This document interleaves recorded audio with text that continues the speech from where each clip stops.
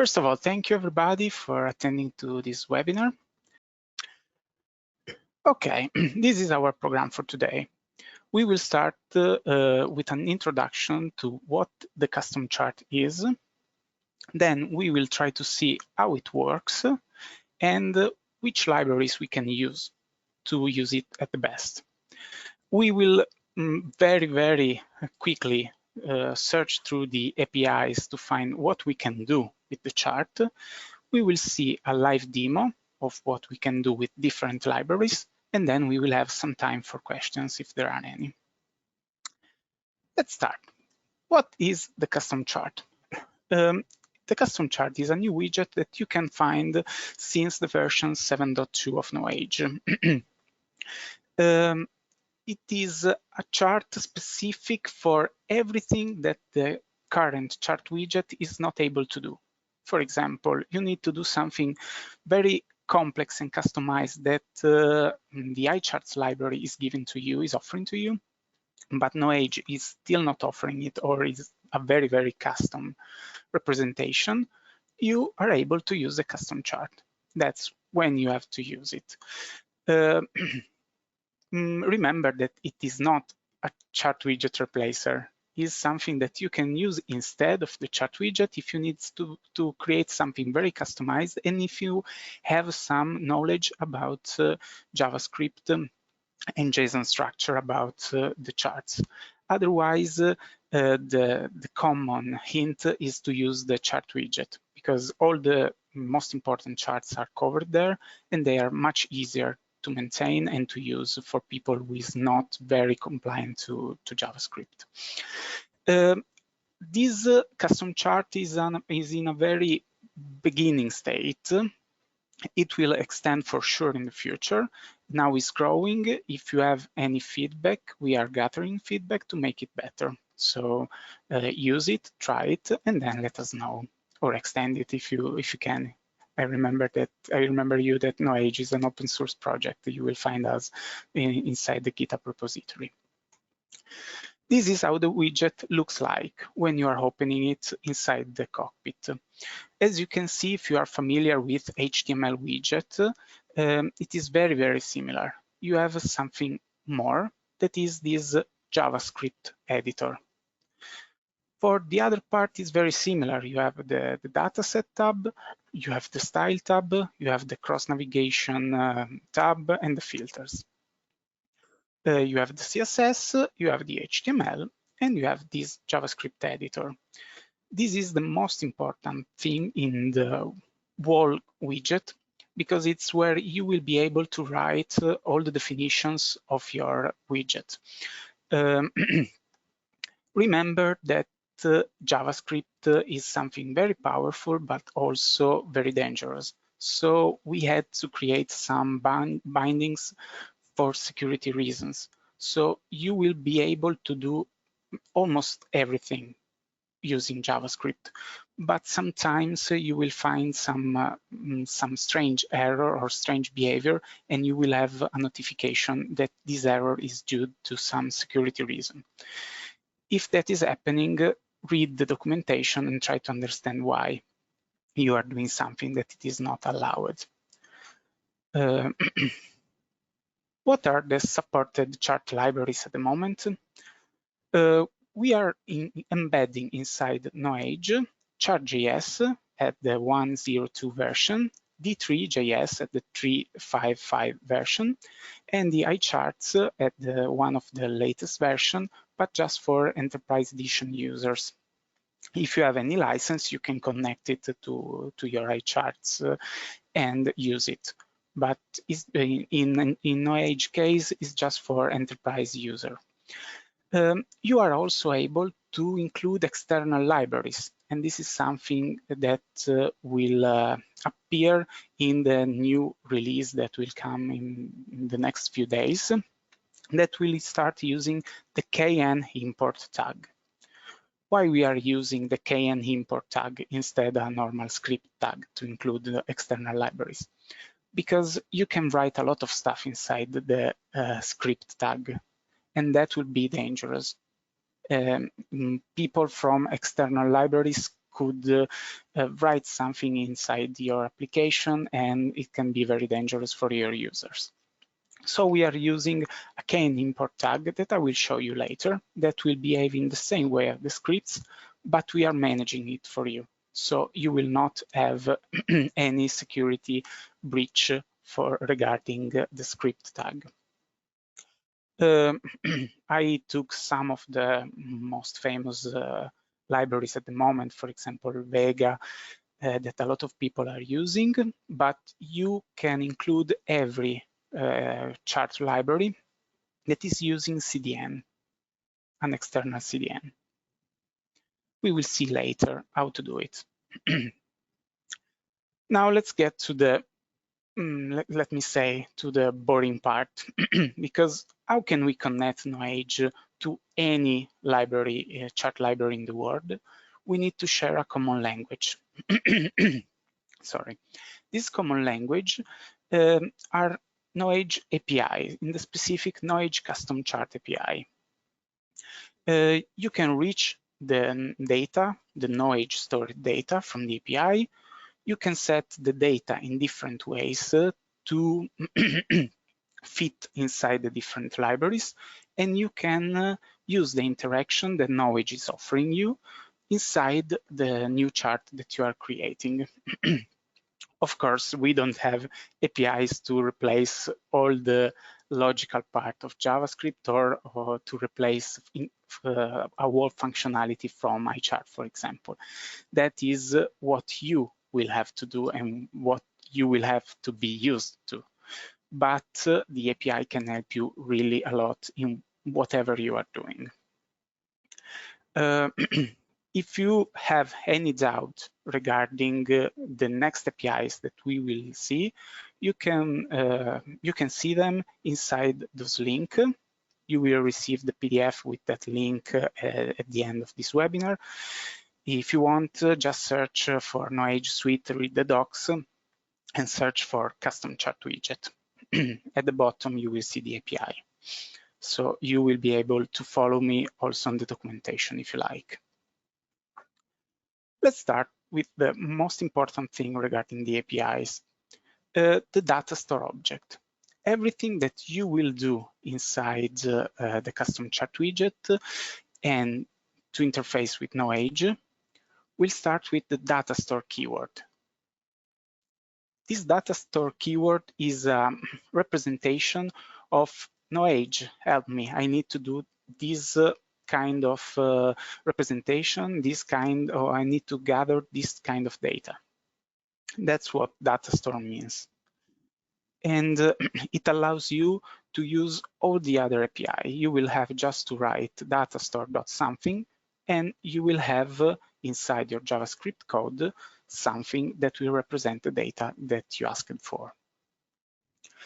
This is the first and easiest example, the get data array.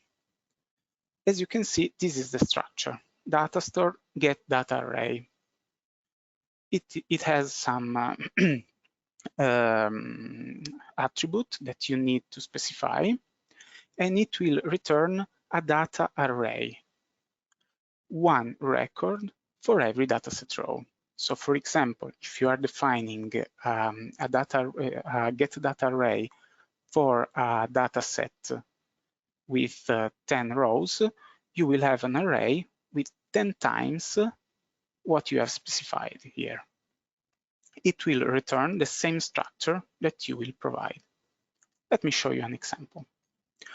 I tried with the food mart dataset. I tried to use get data array with a Datastore. As you can see, my structure will be an object, an array of objects with a name and with a Y letter. For example, this will be an easy value representation in a chart. I have to remember that the get data array is returning a record something. So as you can see, I'm trying to returning the record city. City is the name of the column I'm interested in. The record num children at home. This will be my returned data. As you can see, there is the name repeated for every row. In this example, I have just two rows in my dataset to make it easier. But if I add 10,000 rows, I will return 10,000 objects inside this array. Of course, I can change it. For example, I can return something much easier. For example, I don't want an object.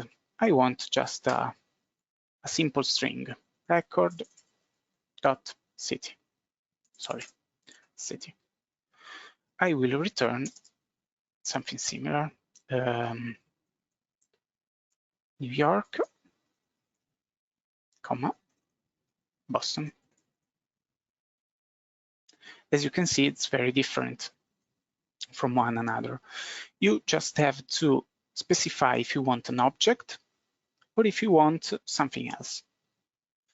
That is up to you. Everything that you will write inside the return will be your returned object inside the iterator. And this is our first and easiest API.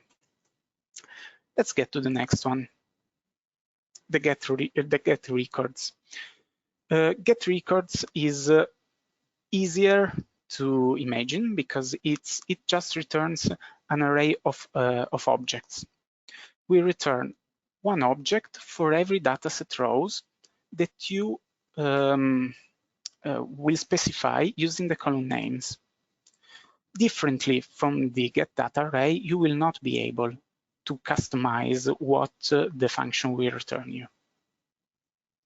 Let's see the example. Okay, return me get records. And you will have all the different values from all the different columns that you have inside your dataset. You will have one object for every row, as we've seen for the other element. You can create the same structure using getDataArray, but getDataArray is used if you want to have just name and why, and you want to customize how you are getting them. If you need this structure to return all the data store, the get records will be the API that you will need. I cannot change it very much because as you can see, it's taking the whole data set. So I cannot customize anything in here. Let's go to the get column.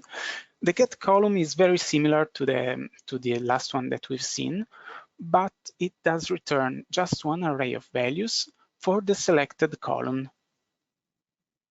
You have to choose a selected a column to pass to the get column API, and it will still not allow you to change the configuration that you will receive. You will just have one array of all the data inside the column.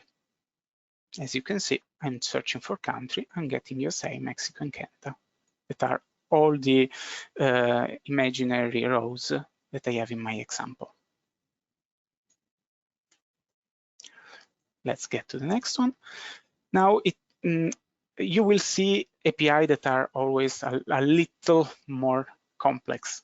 So I know that this part is a bit boring, but we will need it to see it in action after this. So please try to follow me, and then we will have a few minutes to manage the questions after this moment.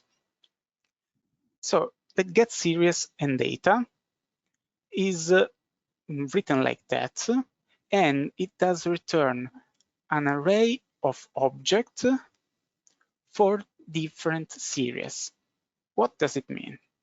Often inside the charts configuration, you will need to specify different series for different elements that you are representing inside a column usually. So for example, if we want to create a series for every country inside my dataset, I will need to have something that will report the country name, USA, Mexico, France, Italy, and more data, like we have seen in the first API. It will allows you to choose the column that will represent the series, and also to customize the data that you will get. As I said before, it's very useful for chart structure because usually you need to have this specific structure that you can see. I need a series name and I need the data for that name. And this is how you do it. You call Getseries and data. You specify the column you are interested to use as a series, for example, product family, as you can see, drink and food here. And then as we had in the get data array, we specify something. In this case, we want to see the unit sales and the quarter related. So we will have one data object for every row inside the dataset, and we will see the name and the value as we asked for.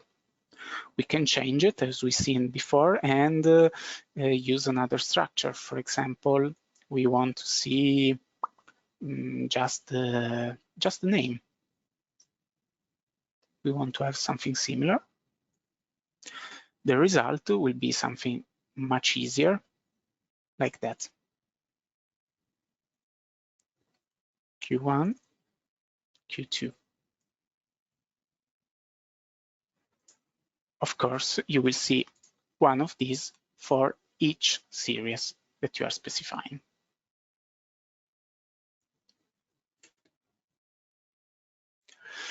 Now, let's get to two utility methods, the sort and the filter.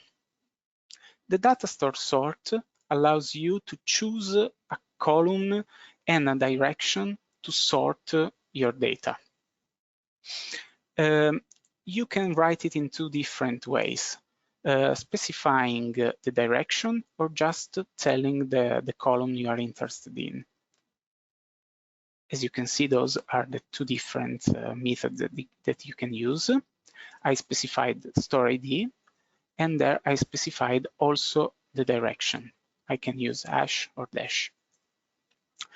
If I use the first sort, I will sort it by default as ascending. How can you use it, the sort? You are not getting any data with it, because you can attach every other API to it in order to get the data as you want in the sorted direction. So for example, if you are getting store ID with the get column and we want to sort it, we can just concatenate it and we will have the data in this order. Maybe the normal data will be in this order. With the sorting, we will have sorted by the column that we selected. The filter works in the same way. You can concatenate it between different API, but as a different function. It is taking just the rows that fulfill your condition. So for example, I want to see the value that has column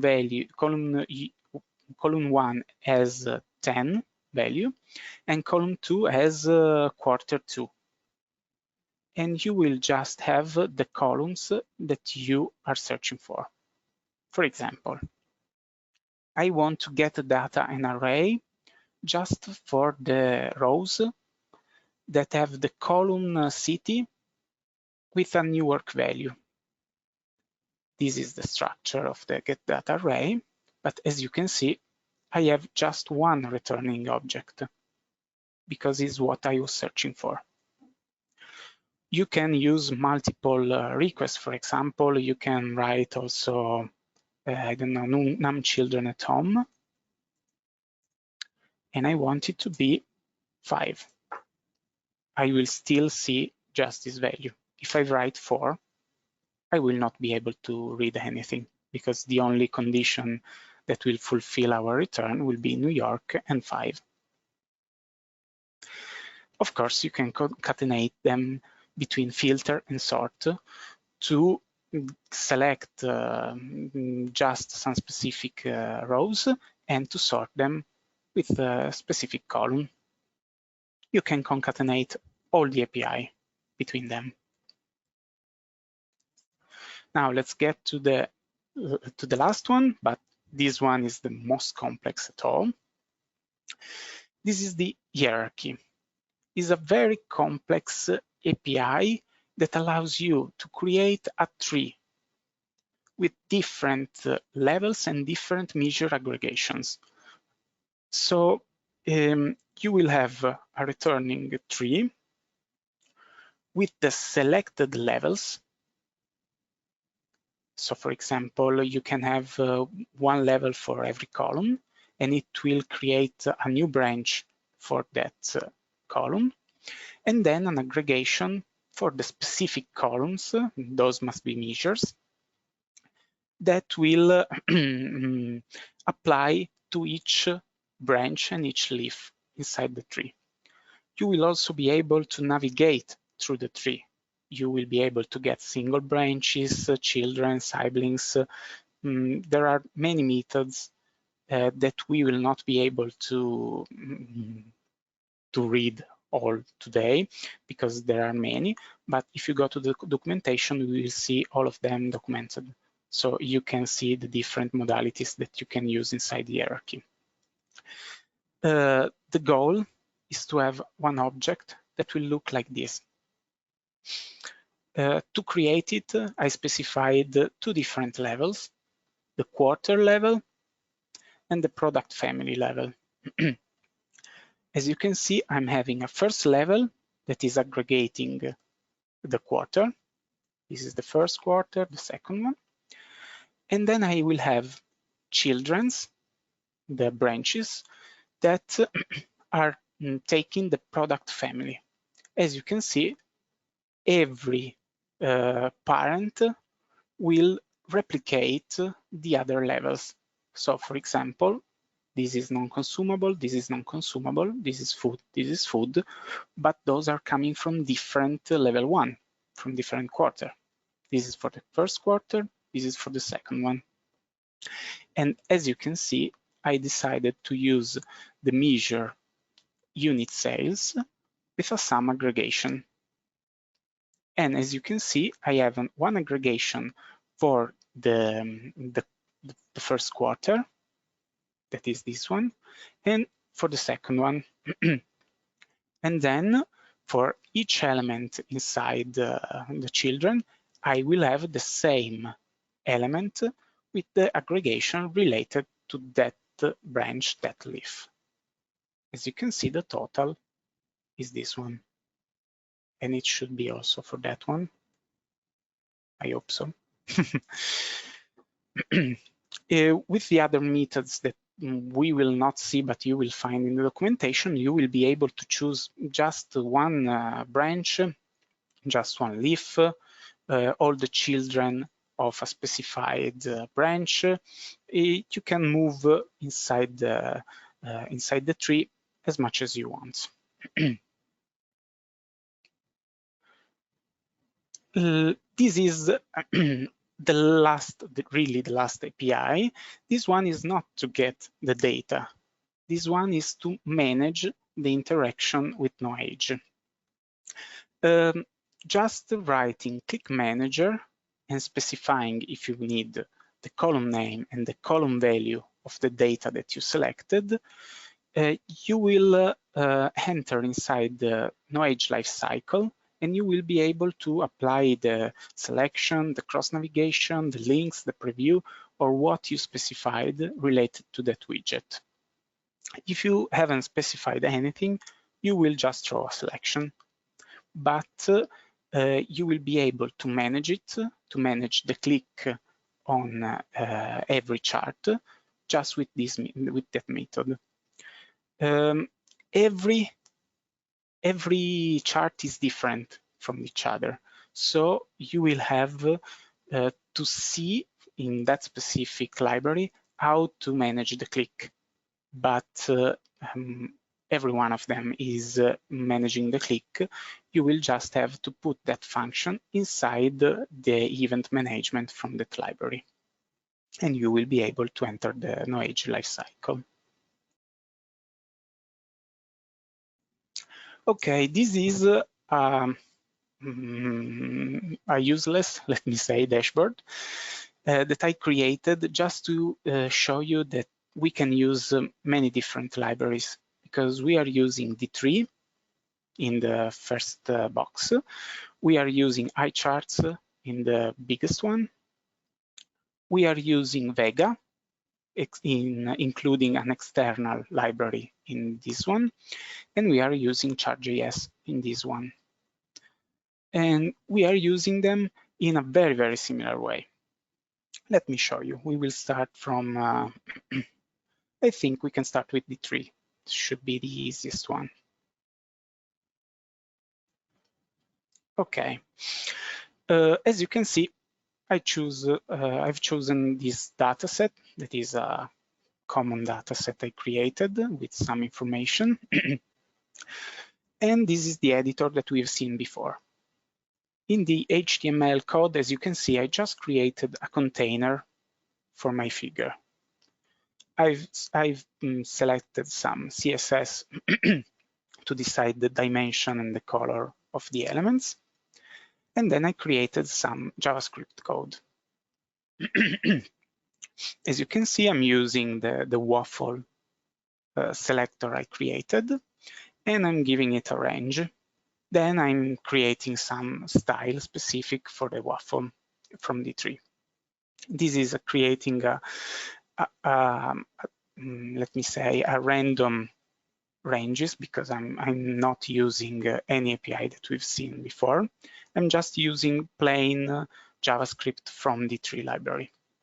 As you can see, we can see it here. I'm doing the same with this complex chart from iCharts. I included the container, some CSS, and then I created the logical operator with iCharts inside the JavaScript console. Let me show you one interesting thing. As you can see here, we have the series object. Series object is using name and data.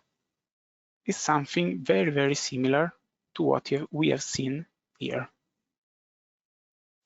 So we are allowed to create something that iCharts will use easily, just using that API. Maybe we'll try to use it in a few minutes. Then I used Vega. Vega is quite different from the other two, because I'm using something that we have not seen before, that is the KN import. Why I'm using it? Because we are not including Vega, as I said before, is one external library. You are allowed to use it using the CDN. The CDN, for those who doesn't know, are the URL that with the library that some of the charts libraries are offering. So you will get the latest production release of that library just using that link, including it inside the KN import. If you write the normal script tag, unfortunately will be deleted when you will save, because for security reason we are removing it, and we are creating something dynamically and something more safe when you are saving it as KN import. So please, if you want to include some library, use the KN import as I did here. Write your JavaScript code in here. As you can see, Vega is different as a structure. For example, the values are provided in that way, and we can provide that value using getDataArray, for example. We can create whatever we want with that array, and we can create the element that we will pass to that values. Then let's see the last one, that is the Chart.js test I made. As you can see, we are just changing the way that we call the library. Instead of using iCharts, we are using chart, because the documentation of iCharts is requiring that. And we are passing data as an array. As you can see, we had 4 different ways to approach a chart library, and we had 4 different ways to set the data. So that's why we are using the Datastore. We are using it because we cannot provide everything for every different library. We can provide some methods that will be useful to get those data. So let's try, starting with this one. Let's try to use some of the data from that dataset. So for example, those are numbers. I will try to use this hint column. And I will try to use, for example, the easiest one, that is the get column. Let's try to use it. Oops. Okay.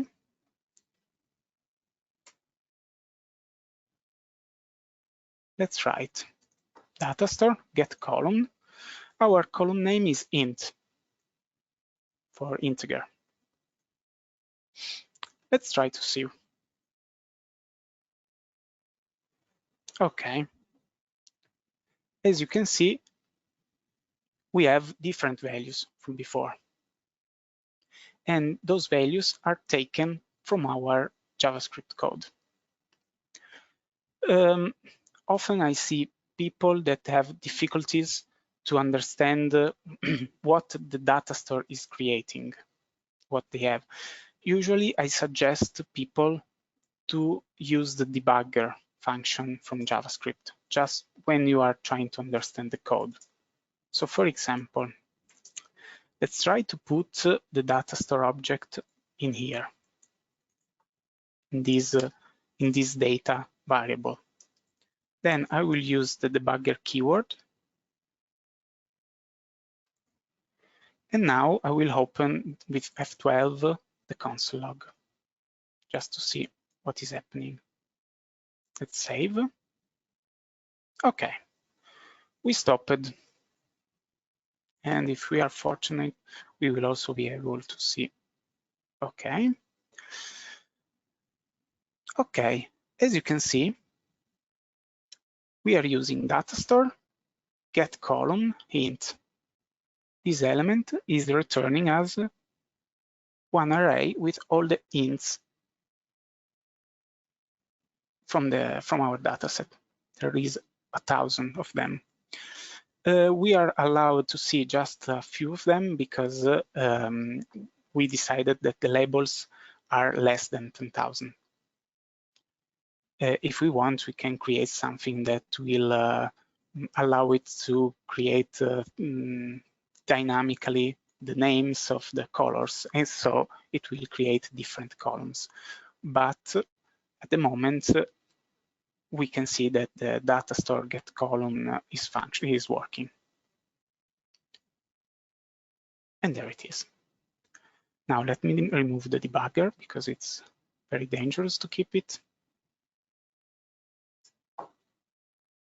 Okay. And now let's try a different approach. Let's try to use the iCharts library. Okay. As I said before, we will need series for that element. We also need a lot of more information in here.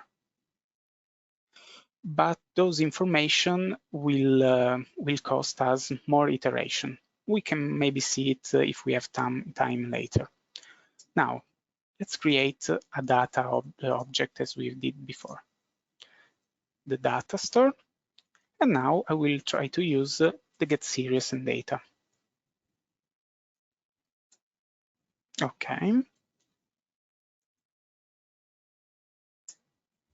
Now, what can we use to see that dataset correct, to see that chart correctly? We can use, for example, the first name as a series element, or not. No, I don't think it will return any series. We can use gender. Gender will be okay. So let's use gender.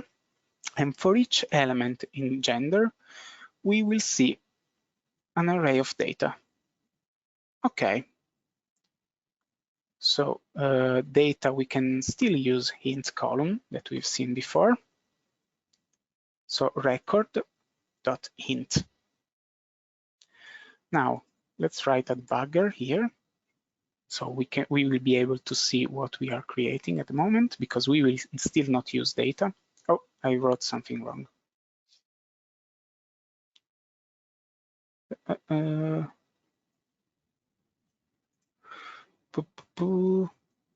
Sorry.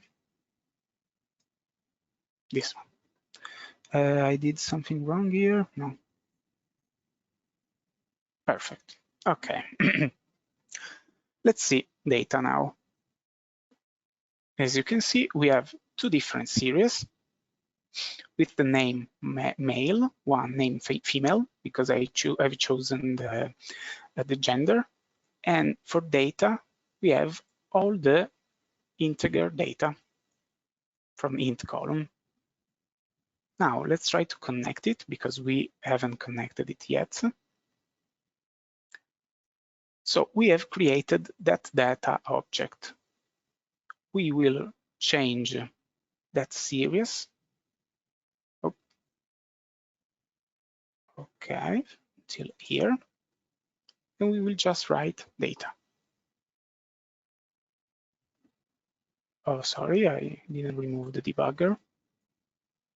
Okay, the data is not so well representing, but because they are random int values.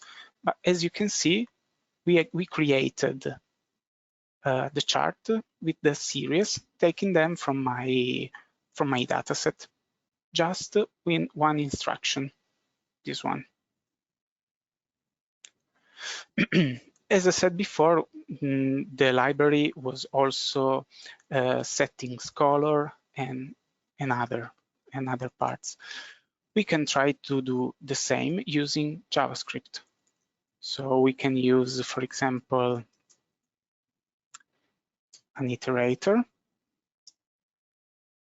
and for every element in data, we can try to do something similar. Data okay, dot color equal to some colors equal to red and blue, and we will set the color from here, saying colors. Okay. Now let's see the debugger. Okay. As you can see, now the data has changed because I added the color property. Now I expect to have different colors inside the eye charts. What we have seen now, we have seen the possibility to set whatever we want inside what the library is asking us or is expecting from us. For example, color, for example, other labels. You can do everything just using the plain JavaScript. If you are not able to use the plain JavaScript and you are just interested in data, you can take the Datastore variable and put it wherever you need. For example, inside the series. And you will have the series from Knowage inside your iCharts representation, or Chart.js or Vega or whatever you like. Remember that you are using JavaScript, so many of the errors that you will find are connected to something that you maybe did wrong. So remember to use Debugger or to use the breakpoint inside the DevTools in order to understand if you are getting something wrong. Now let's see the last important interaction, that is the Datastore Click Manager, and we can try it here. I'm sorry, but I can't remember the events on iCharts, so I will try it. Otherwise, we will try to see them in the code. Plot options, series point events, click, perfect. Okay, this is how iCharts manage the clicks on the click events inside the chart. We can just do something similar. We can use Datastore dot click manager, and we can choose what we want to provide it. Usually iCharts is passing us the event, so we need to understand what we want to pass. For example, the column that will be gender and the selected value that we are not having at the moment. So as I did before, I'm using a debugger also to see if it is working. Let's click here. As you can see, I got the correct event. And now let's see how we can get the value that we are interested in. Okay, we are interested in the point. And let's see if we have some series, for example. No, it's not one. Oh, sorry. Usually is e point. I cannot see gender. I think it's inside the series.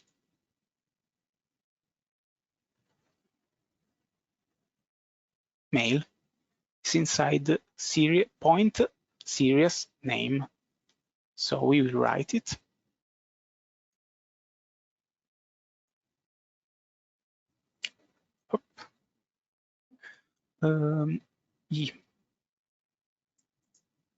E point series name. Let's see if it is working. Oh, sorry, I've thrown an empty selection before. Ta-da! We selected gender female. If you want to do something more complex, you are free to do it using the cross navigation.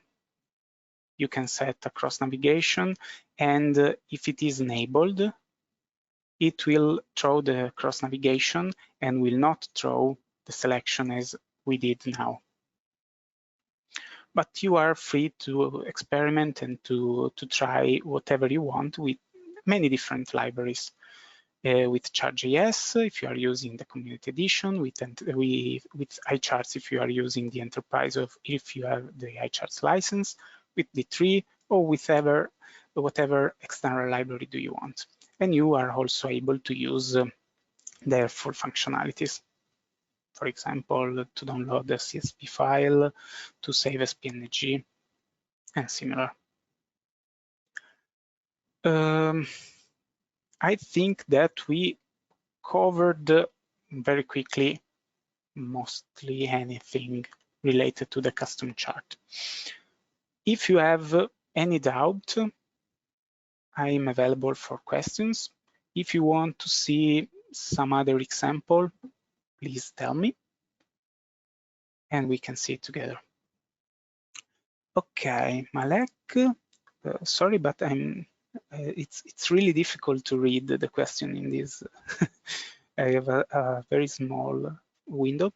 Hello, on filter function, do we can filter on interval as example? No, sorry, is the question we answered before. Okay. If you have any other question.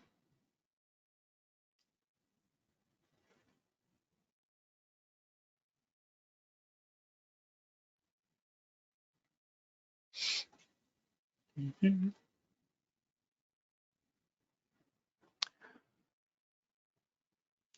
Do you want to see how to use an external library from scratch?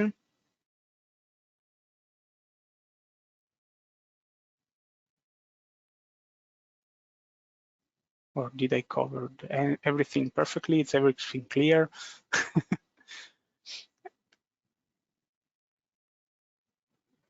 Okay, I will just show you how to start from scratch. Oh, wait, sorry, Malek. Can use any free CDN library? Of course, yes. Let me show you how to do it. We can try with, I will use Vega just because I'm used to it, but you can use whatever you want. You just need to use a free library that is using a CDN. For example, let's start with tutorials, I guess. Let's make a bar chart.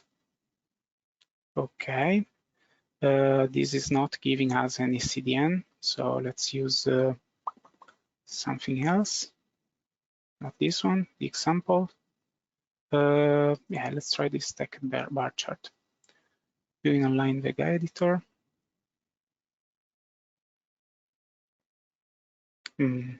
Okay, perfect. Let's take the code from this Vega.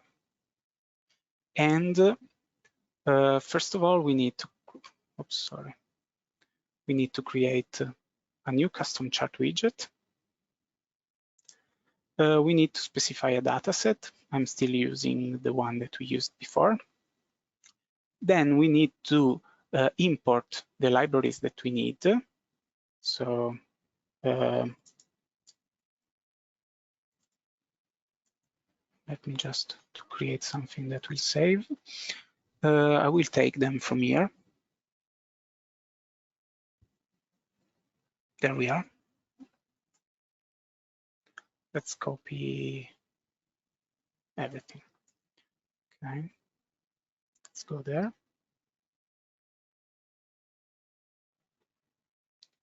And let's add it here. As you can see, those are CDN from that library.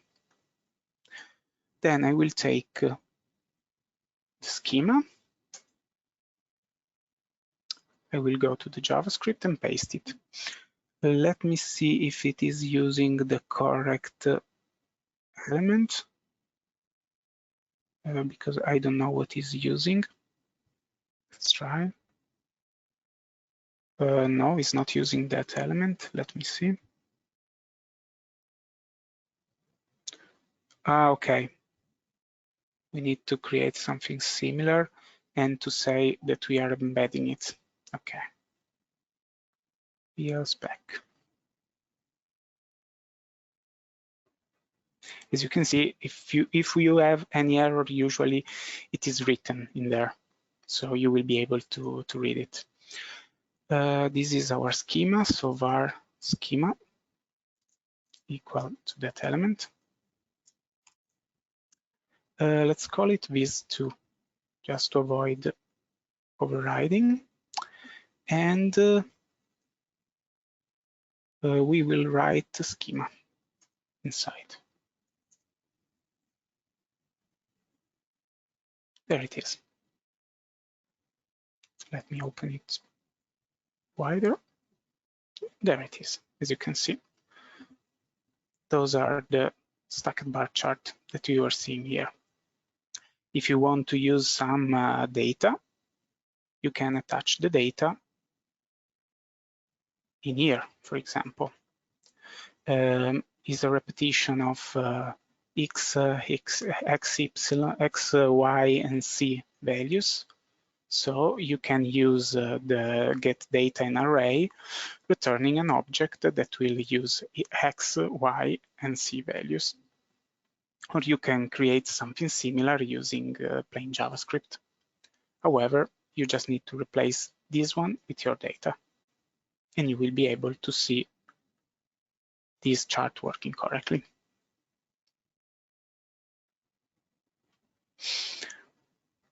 Okay.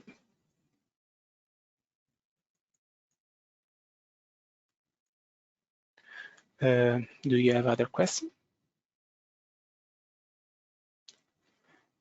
If not, we have almost finished our time for today. And I would like you to remind some hints to help you work better with the custom chart widget. And the first one is, of course, to read the documentation that you will find inside our read the docs. And if you are using an external library or one of the included ones, for the first time, please try to be aware to get a clear idea of what the data structure is needed, so you can create the most similar one with our API, with our Datastore API. If you are using the same CSS in different widgets, remember that inside Knowage, you will find a common configuration for the CSS. So you will just have to write them once and not repeat it. Usually this repeating them is creating some errors because you are overriding the other CSS. Remember that the CSS is common for all the page, is not scoped for every single widget.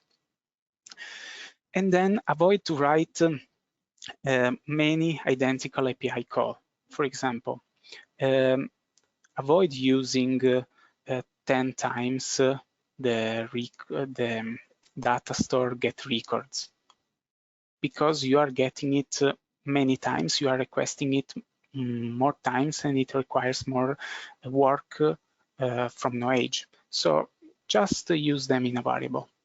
Do like I did, and you can use it anytime you want, because the data will be stored in that variable.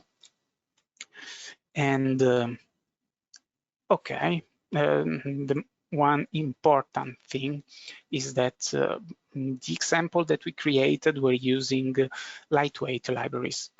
But remember that if you are including libraries that are very, very heavy to include, you will have performance issues, because you will load all our libraries and also the external ones. And if the CDN is not so fast, maybe you will have to wait a lot to see your external custom chart widget. So try to avoid the ones that are most heavy. I see that you have a question. Thank you for the presentation. Good job with this custom chart widget. Thank you. It is included in Knowage's Community Edition. Of course it is. It is included since the version 7.2. If you are not able to see it, remember that you have to allow your users to use it. So let me save this cockpit. You have to go inside the roles management, and the user that you selected, for example, the admin in this case, must have the authorization to use it, and you will find it here, create custom chart.